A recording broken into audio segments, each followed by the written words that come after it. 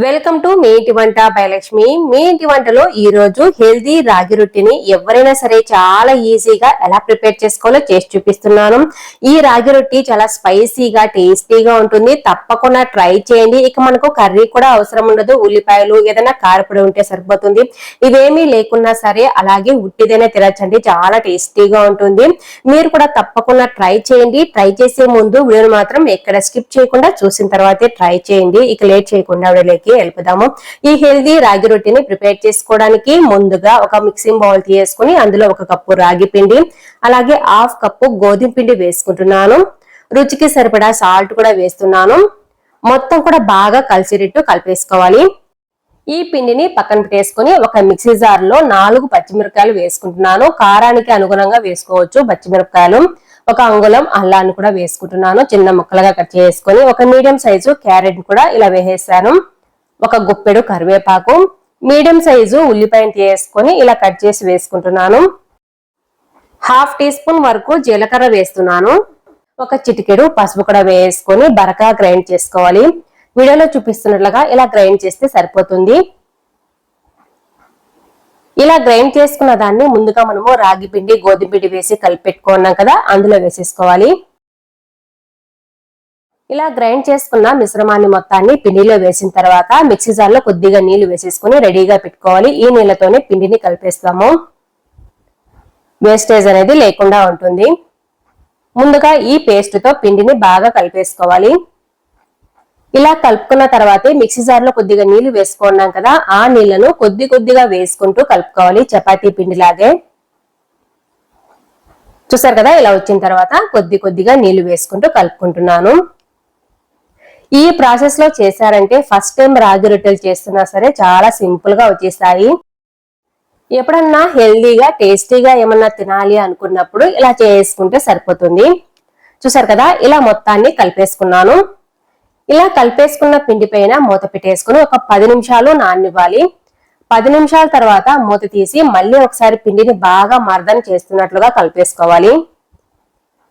ఇలా పిండి మొత్తాన్ని కలిపేసుకున్న తర్వాత ఈ పిండిని చిన్న భాగాలుగా చేసుకోవాలి. చూసారు కదా, ఇలా వీడియోలో చూపిస్తున్నట్లుగా రౌండ్ గా చేసుకున్న తర్వాత చపాతీ రుద్దుకునే పీట మీద పెట్టేసుకొని మనం చపాతీని ఎలా అయితే స్ప్రెడ్ చేసుకుంటామో అలాగే స్ప్రెడ్ చేస్తే సరిపోతుంది. ఇక్కడ పైనుంచి పొడి గోధుమ పిండి కానీ లేకుంటే రాగి పిండితో అయినా సరే ఇలా స్ప్రెడ్ చేసుకోవచ్చు.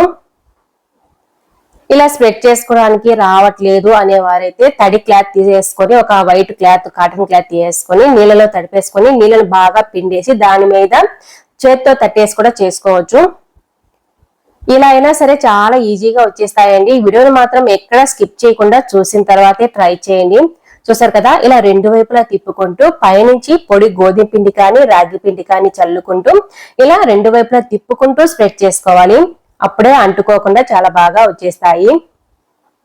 ఒకే సైడు స్ప్రెడ్ చేయకుండా ఇలా 2 వైపులా తిప్పుకుంటూ ఎక్కడన్నా మనకు అంటుకున్నట్లు ఉంటే ఇలా పొడి గోధుమ పిండి కానీ రాగి పిండి కానీ చల్లేసుకొని ఇలా స్ప్రెడ్ చేసుకోవాలి.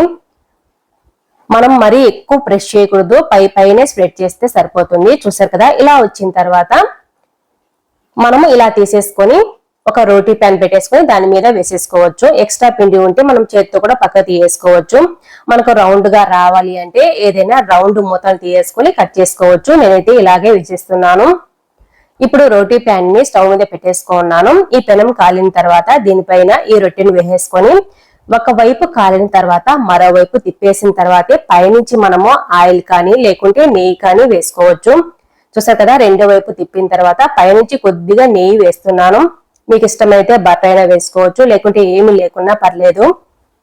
ఇలా పైన పిండి కనిపించకుండా ఉండాలి అనుకుంటే ఆయిల్ బటరు నెయ్యి వద్దు అనుకునే వారైతే కొద్దిగా నీళ్లను స్ప్రింకిల్ చేసినా సరిపోతుంది. లేకుంటే కాటన్ క్లాత్ ను తడిపేసుకొని బాగా పిండేసి కాటన్ క్లాత్ తో కూడా పై పిండిని తుడిచేసుకోవచ్చు.